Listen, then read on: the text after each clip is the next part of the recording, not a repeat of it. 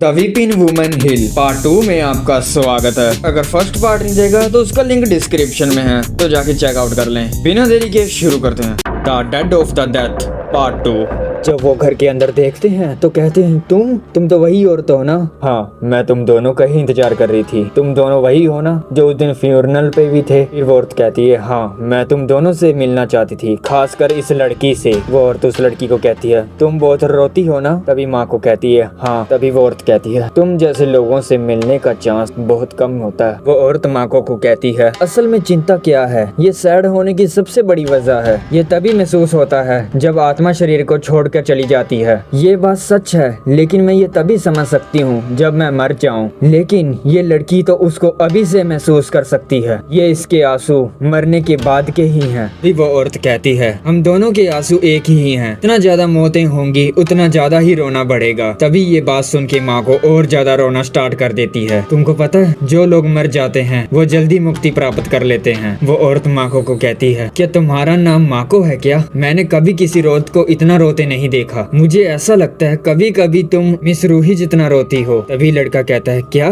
Lady Ruhi? वो औरत कहती है हाँ, रूही बहुत ही मशहूर थी इस देश में 200 साल पहले। वो एक महान औरत थी। बहुत सारे लोग मर गए थे 200 साल पहले सूखा पड़ने की वजह से। तभी रूही बची थी जो कि डर की वजह से बहुत रोती थी। उसके आंसू आने की वजह से इतना पानी आया जमीन पर कि मरे हुए पौधे भी फिर से उगने लगे। उसके आंसुओं ने एक नहर भी बना दी थी जो लोगों की प्यास बुझाने का काम करती थी, और वो रूही उस नहर का बचा हुआ हिस्सा है। तभी वो औरत कहती है चलो मैं तुमको दिखाती हूँ, मेरे पीछे आओ। जब वो जा ही रहे होते हैं सभी गांव वाले उन्हें देखकर बोलते हैं ये कौन है और वो लड़की, क्या ये लेडी रूही है? क्या उनका दोबारा से जन्म हुआ है? सभी लोग उन दोनों को देख के हैरान थे तो उनके पीछे पीछे ही चलने लगे। थोड़ी सी दूर जाने के बाद उनको एक मंदिर दिखाया जाता है। फिर वो उस मंदिर के अंदर पहुंचते हैं। के बाद जो वो मंदिर खोलते हैं तो उनको दिखता है सामने एक डेड बॉडी पड़ी होती है। औरत कहती है देखो ये है लेडी रूही की बॉडी, और देखो अभी भी उनकी आंखों से आंसू आ रहे हैं जबकि 200 साल बीत चुके हैं। कि ये ना खत्म होने वाले आंसुओं से पता चलता है कि ये कितने लोगों को आत्मा को शांति मिलती है। औरत कहती है हालांकि अभी आंसुओं की मात्रा अभी थोड़ी कम हो गई है। पिछले सालों से पिछले साल आंखें पूरी सूखी थी। मेरे ख्याल से शायद उनकी लाइफ अब पूरी हो गई है। पर अगर रूही रोना बंद कर देगी तो बढ़ती हुई लोगों की आत्माओं को मुक्ति कैसे मिलेगी? तुम लोगों ने वह नदी के ऊपर देखा ही होगा। जब से लेडी रूही के आंसू सूखना शुरू हुए हैं तब से उन आत्माओं को मुक्ति नहीं मिल रही है। आत्माएं अभी यहीं भटक रही हैं। अगर ऐसा ही चलता रहा तो ये नहर भी ऐसे ही सूख जाएगी। उसके बाद मुझे नहीं पता क्या भयानक हो सकता है। हमने बहुत कोशिश की लेडी रूही के आंसू ना सूखे, कोई फायदा नहीं हुआ। पर लेकिन जब से मैंने तुमको देखा तो तुम में कुछ तो बात है। अगर माँ को तुम कुछ कोशिश करोगी तो शायद काम बन जाए। तुम में वो लेडी रूही वाली खूबी है, मुझे पता है। तभी यूजरू कहता है अरे एक मिनट रुको, ऐसा नहीं हो सकता। तभी माँ को बोल पड़ती है बताओ मैं कैसे मदद कर सकती हूँ, मुझे क्या करना होगा? भी वो औरत कहती है चलो लेडी रूही के सामने साथ में रोते हैं। फिर माँ को कहती है ठीक है मैं करूंगी। वो औरत कहती है दरवाजा बंद कर दो। के बाद सभी गांव के लोग उस लेडी रूही की बॉडी के सामने इकट्ठा हो जाते हैं और सभी रूही के सामने रोने लग जाते हैं। वो इतना ज्यादा रोते हैं कि माँ को ये देखकर और ज्यादा रोना आना शुरू हो जाता है। उसके आंखों से आंसू रुक ही नहीं रहे थे। इतना रोती है कि चिल्लाना शुरू कर देती है। वीडियो अच्छी लग रही हो तो लाइक सब्सक्राइब जरूर कर देना। जिन लोगों ने जुमाकी की और जिंटी कलेक्शन की सीरीज नहीं देखी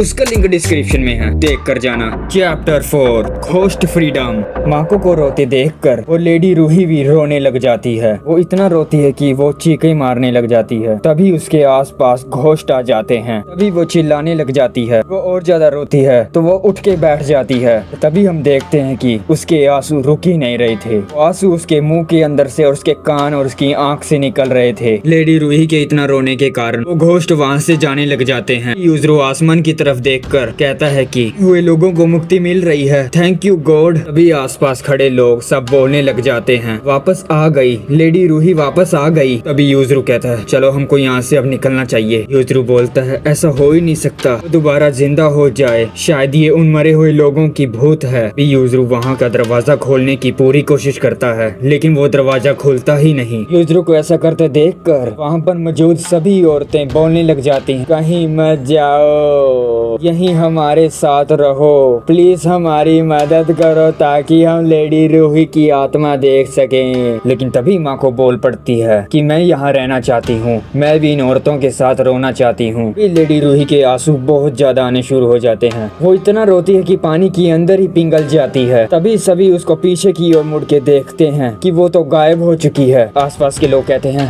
अब हमको क्या करना चाहिए, लेकिन वो औरत कहती है अब हम इन दोनों को जाने नहीं दे सकते। अभी यूजरू दरवाजा खोलने में सफल रहता है। यूजरू माको को लेके वहाँ से भाग जाता है। Chapter 5 the last chapter. वहाँ पर खड़ी सभी औरतें माको और यूजरू के पीछे पड़ जाती हैं। भागते हुए बोलती हैं रुक जाओ, कहीं मत जाओ, तुम्हें यहीं रहना होगा हमारे साथ में, हम आपसे विनती करते हैं। लेकिन वो वहाँ किसी तरह से निकल जाते हैं। यूजरू बोलता है मुझे तो याद भी नहीं है हम वहाँ से कैसे निकले थे, लेकिन मैं और माको सही सलामत घर आ गए। मैंने ऑनलाइन बहुत ज्यादा सर्च किया माको के इन आंसुओं को रोकने के लिए, पर उसका कोई फायदा नहीं हुआ। मुझे कोई भी सोल्यूशन नहीं मिला। को भी अभी भी रो ही जा रही थी। उसके आंसू लगातार गिरते ही जा रहे थे। पूरा दिन रोती थी। उसको बहुत ज्यादा बुरा महसूस होता था। दिन पे दिन माको की तबीयत बिगड़ती गई। उसका लगातार रोने की वजह से उसके शरीर के ऊपर बहुत बुरा दबाव आ गया था। जब माको के घर वालों को इस चीज के बारे में पता चल गया था तो वो उसको देखने आते थे। उन्होंने मुझसे पूछा कि माको को आखिर हुआ क्या था। हालांकि यूजरू इस बारे में उनको सब बातें बता देता है, लेकिन माको के घर वाले और वो डॉक्टर उसकी बातों को मानते ही नहीं थे। माको के घर वाले उन दोनों की एंगेजमेंट को भी कैंसिल कर देते हैं। यूजरू को गुड बाय बोलकर वहाँ से चले जाते हैं। उसके 3 महीने के बाद माको मर जाती है। उसको लगता है कि अब तो शायद उसका रोना बंद हो गया होगा। माको के घर वाले यूजरू को उसका फ्यूनरल अटेंड करने के लिए अलाउ कर देते हैं। भी यूजरू माको का फ्यूनरल अटेंड करने के लिए आ जाता है। माको के पिता बोलते हैं हे यूजरू ये क्या हो रहा है, माको हमें छोड़कर चली गई, पर उसकी आंखों में से तो अभी भी आंसू आ रहे हैं। क्या वो अभी भी जिंदा है? शरीर पूरी तरह से ठंडा पड़ चुका है, लेकिन उसके आंखों में अभी भी आंसू आ रहे हैं। तुमको पता है माको शुरू से ही बहुत मेहनती लड़की थी। मुझे लगा कि अपनी फैमिली प्रॉब्लम के कारण तुमसे शादी करने का सोचना ही उसका इकलौती खुशी थी। मुझे माफ कर दो यूजरू,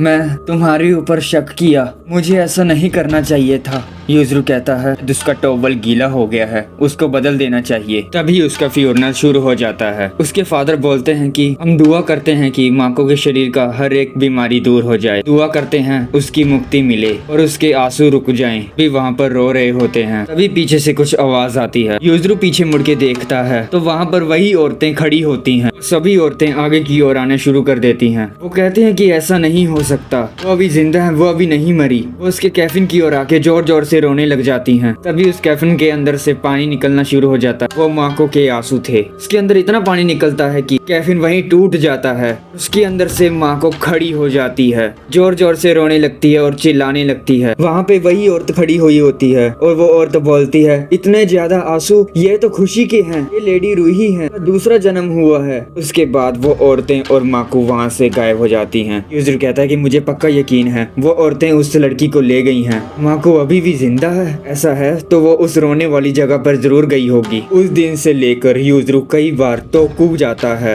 वो वहाँ रोने वाली जगह को फिर कभी नहीं ढूंढ पाता। इसी के साथ ये स्टोरी यहीं खत्म होती है, मतलब कि चैप्टर खत्म। अगर आपने मेरी डिसोलिंग क्लासरूम जेंटो की कलेक्शन नहीं देखी तो उसका लिंक भी डिस्क्रिप्शन में है। ये अच्छी लगी तो लाइक सब्सक्राइब जरूर कर लेना। मिलेंगे नेक्स्ट मांगा के अंदर, बाकी बातें वहीं पर। तब तक के लिए आरिगातो।